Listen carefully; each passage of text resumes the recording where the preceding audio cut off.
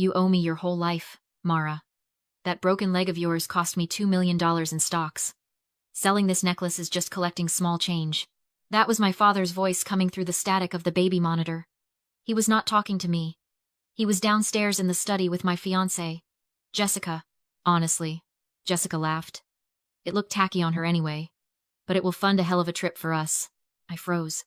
They had just admitted to stealing my mother's sapphire necklace, the only thing I had left of her to pay for a vacation. I did not run down there. I did not scream. I stared at the monitor and pressed the record button on my phone. The red light blinked. They thought they were celebrating a payday. They did not know they were recording their own confession.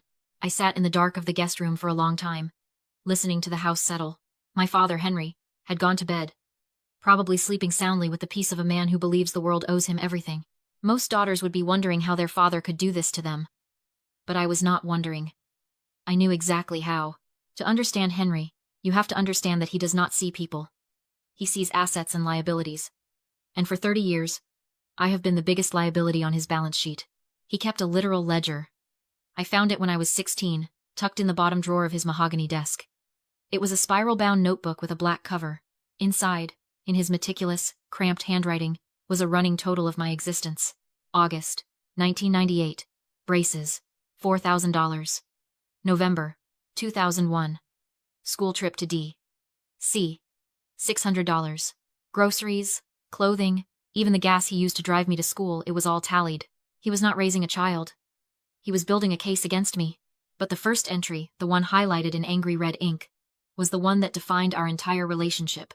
April 12th, 1994. I was 10 years old. It was a Tuesday. I had been playing on the old swing set in the backyard, the one with the rusted chains he refused to replace because it still worked fine. The chain snapped mid-swing. I fell 8 feet and landed on a concrete border. My tibia shattered. It was a complex compound fracture that required emergency surgery and 3 pins. I remember waking up in the hospital room, groggy from anesthesia, looking for my dad.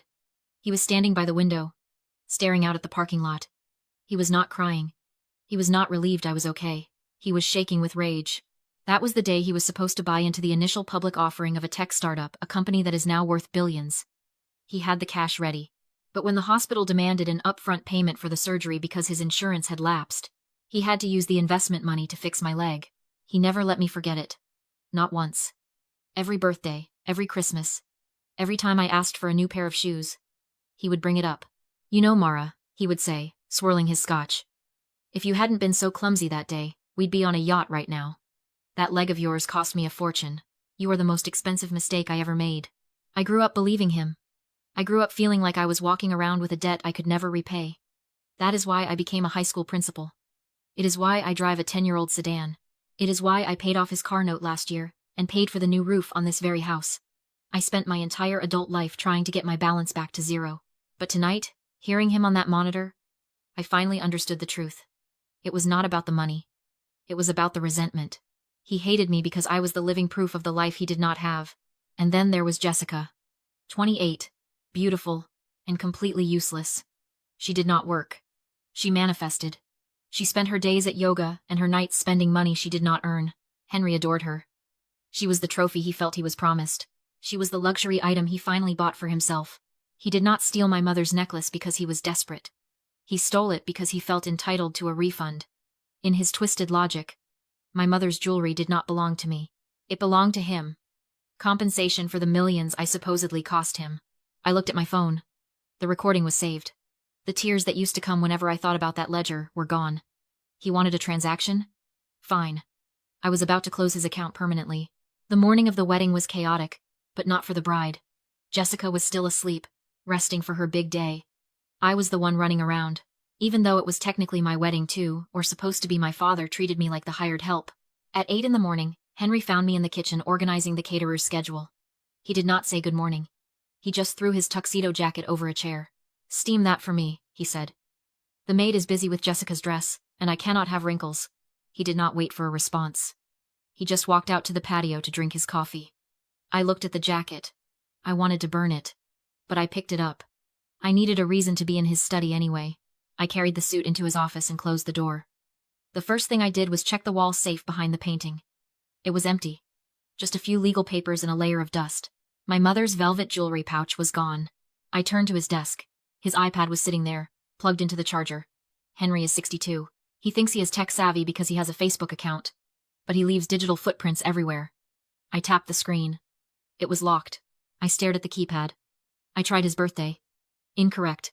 I tried Jessica's birthday. Incorrect. Then I stopped. I remembered the ledger. I remembered the day he claims his life ended. The day I broke my leg. 041294. April 12, 1994. The screen unlocked instantly. It felt like a punch to the gut. He used the date of my childhood trauma as his password. It was his daily reminder of what I cost him. I opened his email app. I did not have to dig deep. The confirmation was right at the top, flagged as important. It was from a luxury travel agency.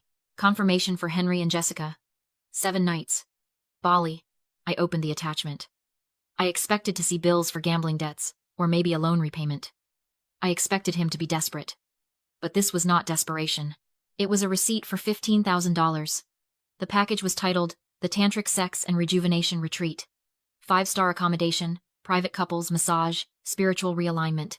I scrolled down. The payment method was a wire transfer. The source was a pawnbroker downtown. He had not sold my mother's sapphires to save the house. He had not sold them to pay off a loan shark. He had sold the only piece of my mother I had left so he could take my fiancée on a sex vacation. That was the moment the sadness finally evaporated. If he had been desperate, I might have found a shred of forgiveness. But this was just grotesque indulgence. He viewed me as a resource to be harvested so he could play Playboy in paradise. I took screenshots of everything. The travel dates, the payment confirmation, the emails between him and Jessica joking about how much they needed this break. I airdropped them all to my phone. Then I deleted the evidence of the transfer from his sent folder, just to buy myself a few more hours. I put the iPad down. I steamed his tuxedo jacket until it was perfect. Then I pulled out my phone and sent a text message to Officer Miller, the school resource officer who worked at my high school. We had grabbed coffee a dozen times. He knew my dad. He knew the reputation. I need a favor. I typed. A big one. Today. I hit send. I was not the dutiful daughter anymore. I was the principal. And I was done tolerating bad behavior. It was 10 o'clock. 2 hours until guests arrived. My father came back into the kitchen, smelling like expensive cologne and arrogance. Is my suit ready? He asked, checking his watch. I am walking Jessica down the aisle at noon. I need to look the part. I handed him the jacket. It was warm from the steamer, perfectly pressed. I had done my job. Thanks, he grunted, not even looking at me. He snatched it and headed upstairs to dress. But I had not just steamed the suit. Before the steam wand even touched the fabric, I had done what any good assistant or paranoid daughter would do. I checked the pockets. You do not steam a jacket with paper inside. It ruins the lining. And there it was. Not a receipt for gas or a business card. A crumpled yellow slip of carbon paper. I smoothed it out on the granite counter. It was a pawn ticket. Golden Glory Pawn Shop. The date was yesterday. 11:45 in the morning. The item description was handwritten in scrawled blue ink. Vintage sapphire set. Necklace and earrings. Platinum setting. The loan amount was $42,000. I stared at the slip. He had not even bothered to hide it. He was so arrogant, so sure that I was just the invisible girl who did the chores, that he left the evidence of his crime in the very pocket he asked me to clean. I slipped the ticket into my bra. I grabbed my keys. Where are you going? Jessica called out from the living room. She was wearing a silk robe that said bride on the back in rhinestones. We need photos in an hour. I am getting ice, I lied. We are out. I did not wait for a response. I walked out the door, got into my car, and drove. Golden Glory was not in the nice part of town. It was sandwiched between a bail bondsman and a liquor store with bars on the windows. I walked in.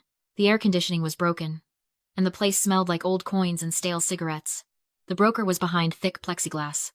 He was a heavy-set guy, looking bored, scrolling on his phone. Can I help you? He asked without looking up. I did not waste time. I pulled the yellow ticket from my bra and slapped it against the glass. The sound made him jump. I am here about this, I said. He picked it up, squinted at the number. You here to redeem? It is 42 grand plus interest. Cash, or wire only. I do not have the cash, I said. But I hold the ticket. And under state law, the holder of the ticket has the right to inspect the pledge. He hesitated. He looked at me, a woman in a nice dress, clearly out of place, and then at the ticket. He shrugged. It was not worth the argument. He turned, punched a code into the back room door, and disappeared. A minute later, He came back holding a clear plastic bag. He tossed it onto the counter. There it was. Seeing it in that dirty bag hurt more than hearing the recording. My mother wore those sapphires to the opera. She wore them on her 40th birthday. She told me they were blue like my eyes. And now, they were sitting on a scratched counter next to a tray of used watches. I needed proof. I pulled out my phone. Hey. No photos, the broker barked. Store policy. I ignored him. I reached into my purse and pulled out the morning newspaper I had bought at the gas station. I placed it on the counter next to the bag. So the date was clearly visible. Saturday, June 15th. I snapped 3 high-resolution photos. The necklace, the ticket, and today's date. Proof of life. Proof of possession. The broker stood up, angry now. Lady, you need to leave. I looked him dead in the eye. I was not afraid. I was angry.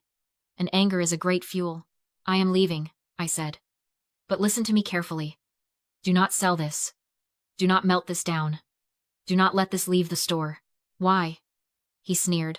Because this is stolen property, I said, my voice ice cold. And a police hold order is going to be in your system within the hour. If you move this necklace, you are an accessory to grand larceny. I grabbed the ticket back from the counter. I did not wait for him to respond. I walked out into the bright sunlight, shaking, clutching that yellow slip of paper like it was a weapon. Because it was. I had the motive. I had the confession. And now, I had the smoking gun. It was 2 o'clock in the afternoon. The guests were starting to arrive, their luxury cars crunching over the gravel driveway of the estate. The air smelled like expensive perfume and old money. I stood in the doorway of the chapel, watching my father shake hands with the city councilman, playing the role of the benevolent patriarch perfectly. He looked so secure, so untouchable. It was time to shatter that illusion. I walked over to him and grabbed his arm. I made sure my hand was trembling. I made sure my face was pale and slick with sweat. Dad, I whispered, my voice pitched high with panic. We have a problem. A massive problem. He tried to brush me off. Not now, Mara. I am networking. Dad. Listen to me. I hissed. The school board just called. That student who fell off the bleachers last month. His parents just filed a lawsuit. They are suing me for negligence. $500,000. Henry froze. His eyes darted around to see if anyone was listening. What? That is your problem, he snapped. I am not paying for your incompetence. I said it wasn't just my problem as I dragged Henry and Jessica into the vestry behind the altar, shut the heavy oak door, and locked it. I pulled out documents and claimed that because Henry had co-signed my student loans years ago, our assets were linked, and creditors were coming to slap a lien on his house and freeze his accounts that afternoon. His face drained his $1 million home, he insisted, was untouchable. I told him they could touch it. And fast. Unless we hid it right now. I shoved a property transfer form at him and demanded he sign it immediately. Jessica jumped in, panicked and greedy, pushing him to sign so they wouldn't lose the equity they needed for a business refinance.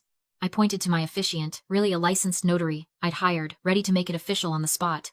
Henry hesitated, suspicious as always, but Jessica's fear tipped him over. He growled for the pen. Signed with an angry scrawl. Jessica signed as witness, and the notary stamped it one heavy, final thud. Henry handed it back and ordered me to fix it, warning me never to risk his money again. I smiled and assured him the house was safe, then watched him walk out, unaware he'd just signed his own eviction notice. The ceremony began minutes later. 200 guests rose as Jessica, in a dress worth more than my car, walked down the aisle on Henry's arm. He nodded at me like I was obedient property. I didn't nod back. I stepped to the microphone. First, there was no lawsuit, no injury claim, no $500,000 threat I'd invented it. But the deed he'd just signed was real, and the house was now legally mine. Second, I held up a pawn ticket dated yesterday, my mother's vintage sapphire necklace, loaned for $42,000. Henry lunged and screamed that I was unstable, so I signaled the sound booth. A recording blasted through the chapel. Henry admitting he was selling the necklace as small change, and Jessica laughing that it would fund a trip. Henry threatened to sue me for fraud. Calmly, I explained the legal reality. He signed the transfer with the intent to defraud a creditor, and under the doctrine of unclean hands, the court wouldn't help him undo what he'd tried to do. Then Officer Miller stood, walked the aisle, and arrested Henry for grand larceny. Jessica grabbed my sleeve, sobbing. I pulled away and gave my final announcement. She had 30 minutes to pack before I changed the digital locks 1 minute later, and she'd be arrested for trespassing. I dropped the mic, walked out into the sunlight, and breathed like I'd tasted oxygen for the first time. The fallout was brutal. Henry pleaded guilty, got probation and restitution, and his lawsuit failed. He ended up bitter and alone in a studio apartment.